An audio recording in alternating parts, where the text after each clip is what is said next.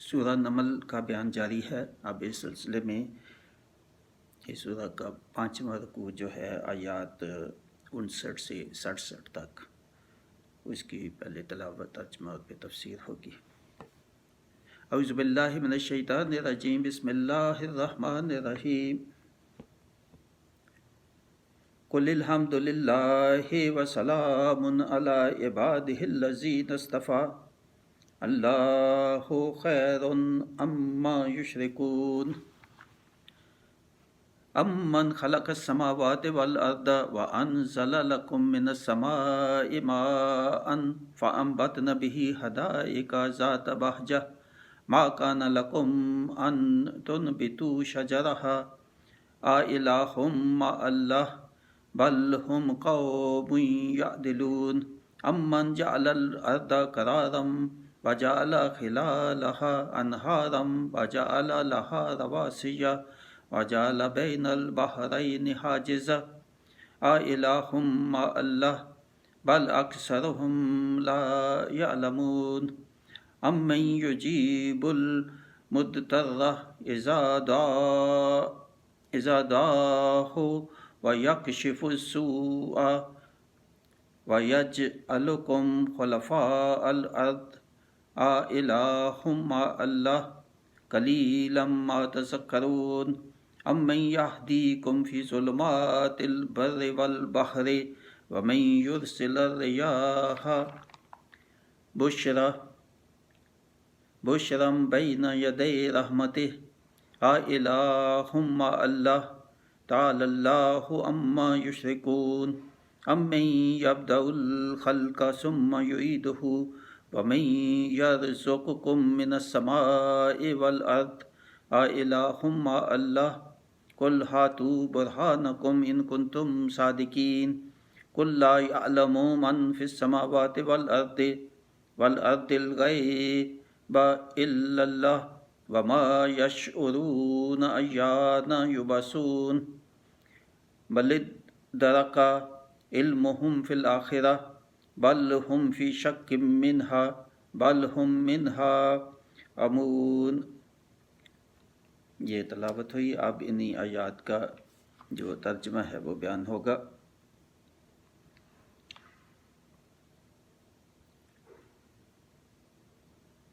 تم کہو سب خوبیاں اللہ کو اور سلام اس کے چنے ہوئے بندوں پر، کیا اللہ بہتر ہے یا ان کے خود ساختہ شریک؟ یا وہ جس نے آسمان اور زمین بنائے اور تمہارے لیے آسمان سے پانی اتارا تو ہم نے اس سے باغ اگائے رونق والے، تمہاری طاقت نہ تھی کہ ان کے پیڑ اگاتے۔ کیا اللہ کے ساتھ کوئی اور الہ ہے؟ بلکہ وہ لوگ راگ سے کتراتے ہیں۔ یا وہ جس نے زمین بسنے کو بنائی اور اس کے بیچ میں نہریں نکالیں اور اس کے لیے لنگر بنائے اور دونوں سمندروں میں آڑ رکھی، کیا اللہ کے ساتھ اور الہ ہیں؟ بلکہ ان میں اکثر جاہل ہیں۔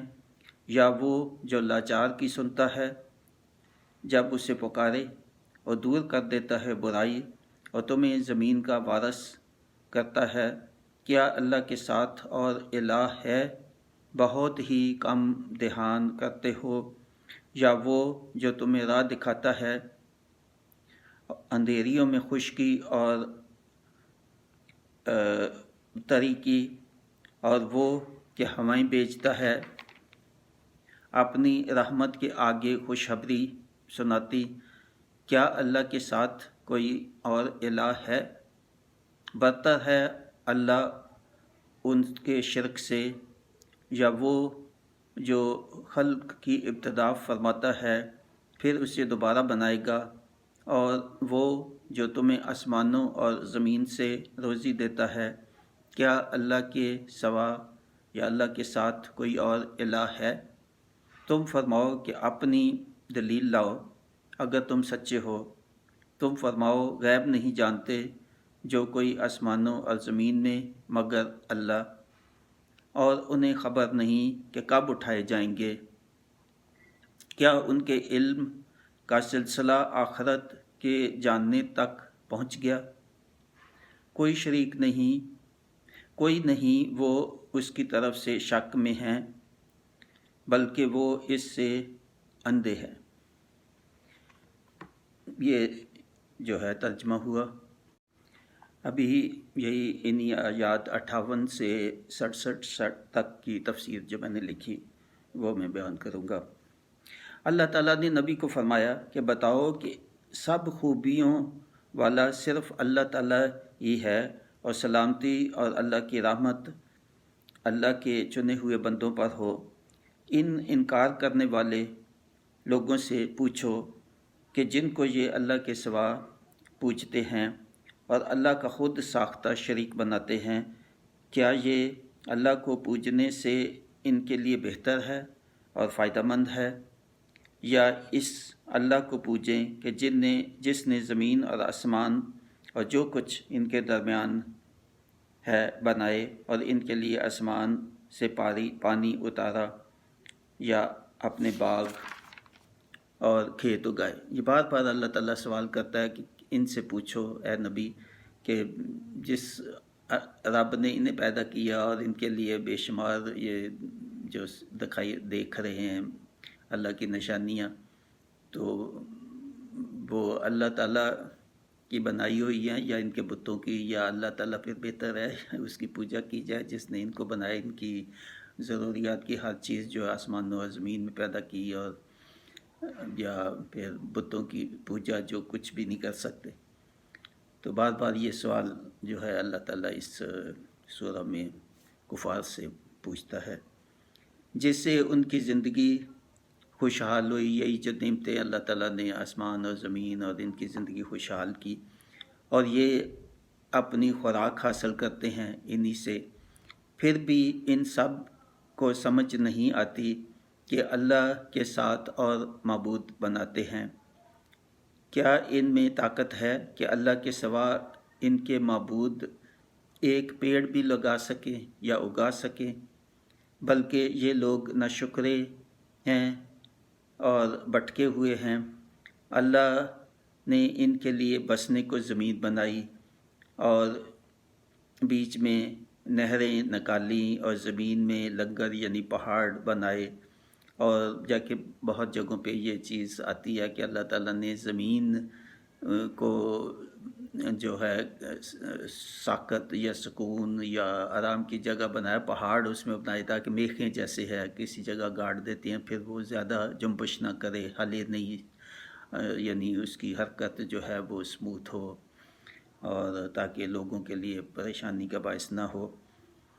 تو یہ پہاڑوں کی اللہ تعالیٰ نے ایک جو ہے وہ صفت بیان کی کہ پہاڑ کیوں بنائے۔ اور بھی وجوہات ہیں، موسمیات اور بارشیں اور بے شمار اور پہاڑوں کی، مگر ایک ان میں سے یہ۔ اور دونوں سمندروں میں آڑ رکھے، یعنی دو سمندر، اور بھی جگہوں پہ آتا ہے کہ دو سمندر ہیں، ساتھ ملے ہوئے بھی ہیں، اور ایک طرف کا پانی جو ہے وہ میٹھا ہے اور دوسری طرف جو ہے وہ کھاری ہے، نمکین ہے اور کڑوا ہے۔ یہ اللہ تعالیٰ کی قدرت کے بالکل ایک لائن سی ہے، اور اس کی ویڈیوز بھی بنی ہوئی ہیں، آپ دیکھ سکتے ہیں شاید نیٹ پہ۔ اور یہ اللہ تعالیٰ کی قدرت میں ہے کہ دونوں پانی کے آپس میں ملتے نہیں ہیں، ملے ہوئے بھی ہیں مگر مکس نہیں ہوتا، ٹھنڈا یہ جو میٹھا پانی ہے گرم میں، یا گرم جو ہے وہ میٹھے میں۔ تو یہ سب نشانیاں دیکھ کر بھی کہتے ہیں کہ اللہ کے سوا کوئی الہ ہو سکتا ہے؟ پھر وہی اللہ تعالیٰ کے یہ سب کچھ دیکھ کے پھر بھی کہتے ہو کوئی اور الہ ہے جس نے یہ سب کچھ کیا؟ بلکہ ان میں اکثر لوگ جاہل ہیں۔ اللہ ہی ہے جو حاجت مندوں کی سنتا ہے، جب وہ اسے پکارتے ہیں تو وہ ان کی برائیاں ٹال دیتا ہے۔ جب بھی مغفرت مانگتے ہیں، دعا کرتے ہیں اپنے گناہوں کی معافی کی، تو اللہ تعالیٰ ان کی برائیاں جو ہے وہ ٹال دیتا ہے۔ اللہ ہی نے تمہیں زمین کا وارث بنایا، یہ زمین کا وارث بنایا اللہ تعالیٰ نے، کیا پھر بھی نہیں مانتے؟ پھر وہی سوال کہ اس کے بعد بھی نہیں مانتے کہ اللہ کے سوا یا اللہ کے ساتھ کوئی اور الہ ہے؟ کیوں دھیان نہیں کرتے؟ اللہ ہی ہے جو تم کو تمہارے مقاصد یا کاموں کی راہ دکھاتا ہے۔ رات کی اندھیریوں میں زمین اور سمندر کے سفر کرتے اور وہی ہے جو ہوائیں بھیجتا ہے۔ یہ سمندر کے سفر، دریاؤں کے سفر کا بہت جگہوں پہ آتا ہے کہ رات کی اندھیری ہو یا دن کی روشنی ہو، یہ کون ہے جو جہازوں کو اور کشتیوں کو راستہ دکھاتا ہے، اور ہوائیں جو ہے بادبان ہوائیں چلاتا ہے اور کشتیاں جو ہے نا وہ اس سے چلتی ہیں۔ تو یہ آسانی اللہ تعالیٰ نے جو پیدا کی آپ کو سفر کی، کیوں نہیں اس کو غور کرتے کہ یہ اللہ کے سوا اور کون ہو سکتا ہے، اور اللہ کا احسان مانو، شکر ادا کرو۔ کیا پھر وہی سوال، کیا اللہ کے سوا یہ سب کچھ دیکھتے ہوئے بھی یہی سمجھتے ہو کہ کوئی اللہ کے سوا کوئی اور یا اس کے ساتھ کوئی اور الہ ہے جس نے یہ چیزیں پیدا کی؟ اللہ ان کے شرک سے برتر اور پاک ہے۔ اللہ تو پاک ہے، یہ مانے یا نہ مانے تو اس کی قدرت اور اس کی شان اور اس کی بڑائی میں تو فرق نہیں آتا۔ جن کو اللہ کے سوا یہ پوچھتے ہیں، یا وہ اللہ ہے جو انسان اور دوسری خلق کو پیدا کرتا ہے، یہ جس نے تمہیں پیدا کیا، مخلوقات کو پیدا کیا، کیا وہ اللہ ہے، الہ ہے، یا ان کے بت جو ہے؟ پھر موت کے بعد دوبارہ اٹھانے والا بھی وہی اللہ ہے، اور وہی ہے جو تمہیں آسمانوں سے بارش اتارتا ہے اور زمین سے تمہیں روزی دیتا ہے۔ اے نبی صلی اللہ علیہ وسلم، ان کو فرمائیے کہ یہ غیب نہیں جانتے جو صرف اللہ ہی جانتا ہے، کہ جو کچھ بھی آسمانوں اور زمین میں ہے، ان کو تو یہ بھی خبر نہیں کہ یہ کب اٹھائے جائیں گے۔ یعنی ان کی بے خبری کی حالت تو یہ ہے کہ یہ نہ اپنی مرضی سے ان کی پیدائش ہوئی، نہ ان کی مرضی سے ان کی فوتگی ہوئے گی، اور نہ ہی ان کو معلوم ہے کہ موت کے بعد کیا ہونے والا ہے اور کب اٹھائے جائیں گے۔ تو اتنے جاہل ہیں، اتنا ان کا علم نہیں، تو پھر کیوں تسلیم نہیں کرتے؟ جو سب علم والا ہے، جس نے ان کو پیدا کیا، جو ان کو روزی دیتا ہے، جو بارشیں برساتا ہے، ان کی فصلیں، نباتات، مویشی سب فائدہ اٹھاتے ہیں، تو کیوں غور نہیں کرتے اور ایمان کیوں نہیں لاتے؟ تو مرنے کے بعد اٹھائے جانے کا بھی ان کو علم نہیں، کہ قیامت کب آئے گی وہ بھی ان کو معلوم نہیں، اور ان کے ساتھ کیا ہونے والا ہے سزا جزا وہ بھی ان کو معلوم نہیں۔ تو قیامت کے بارے میں بھی یہ اندھے ہیں، یقین نہیں رکھتے، ان کا پکا یقین نہیں ہے، یا ہے ہی نہیں یقین کہ جی اٹھائے جائیں گے دوبارہ موت کے، اور ان کا حساب کتاب ہوگا۔ اور یہ قیامت پر بھی شک کرتے ہیں، کچھ تو ہیں کہ شک کرتے ہیں، کچھ کا یقین ہی نہیں ہے کہ نہیں کیسے ہوگا یہ۔ تو یہ اس کی تفسیر جو ان آیات کی 66 تک مکمل ہوئی۔